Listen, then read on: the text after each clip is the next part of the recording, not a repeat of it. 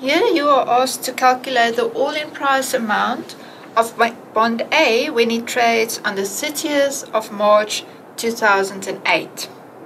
Now, when you have to calculate the all-in price of a bond, you always have to do four things. First thing you have to do is you have to decide whether this bond trades cum interest or ex interest.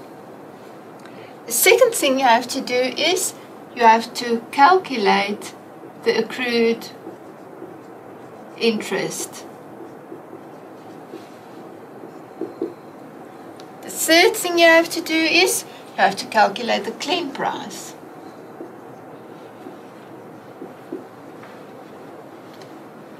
And then the last thing you have to do is, using the clean price amount that you calculated and the accrued interest, you have to calculate the all-in price. So now we're going to look at number one, whether this bond will trade cum interest or ex interest on 30 March 2008.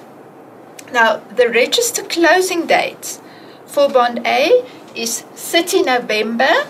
Going to write it down here, 30 November and 31st of May. Those are the register closing dates. So if this bond trades on 30 March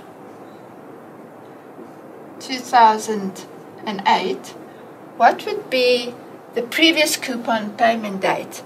The previous coupon payment date would then be the 30th of November 2007. So 30 November 2007. And the next coupon payment date will be 31st of May 2008. The register closes 1 month before the coupon payment date. So the register closing date preceding the next coupon payment date will be 30 April 2008. Right, and the transaction date therefore falls before the register closing date, the 30th of March 2008. So, to decide whether this bond trades cum interest or ex interest, we have to look at who owned this bond on the register closing date. Now, on the register closing date, this date, the bond had already traded, so it belongs to the buyer. So, we will receive the full coupon, that is from the 30th of November 2007 until the 31st of May 2008. The buyer, because it belonged to him on the register closing date. But that's not quite fair, because from the previous coupon payment date until the transaction date, it belonged to the seller. So from 30th of November 2007 until the 30th of March 2008, the transaction date, it belonged to the seller. And therefore, the seller has to be compensated for this period from 30th of November 2007 until the 30th of March 2008. And in the question, it is indicated that the number of days is 120 days. So the seller has to be compensated for accrued interest for 120 days. Now, how will the seller be compensated? We will add the accrued interest that he has to receive to the clean price. So to calculate the all-in price, the clean price plus accrued interest has to be added together. So this bond will trade cum interest. Therefore, we have done the first thing. We have decided that this bond is going to trade cum interest. We've done part 1. We've decided that this bond is going to trade cum interest on the 30th of March 2008. So now we have to do step number 2. We have to calculate the accrued interest. Right, now the formula to calculate the accrued interest amount is this one. Accrued interest amount is equal to the principal times the coupon rate per annum times D, the number of days, which is 120 days, divided by 365. So I'm going to rewrite that formula. The accrued interest amount is equal to the principal times the coupon rate per annum times D divided by 365. So the principal of bond A is 25 million. The coupon rate is 5%, so 0.05, and the number of days is this 120 days for which we have to calculate accrued interest. So it's 120 divided by 365.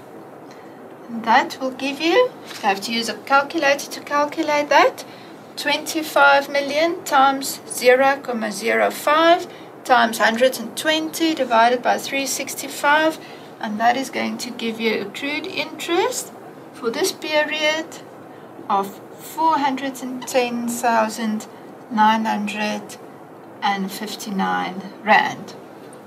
So we've completed step 1 and step 2. Now we have to calculate the clean price amount. Now to calculate the clean price amount, you have to multiply the principal by the clean price, which is provided in the question, and it is 98.5 Rand per cent. So the principal is 25 million,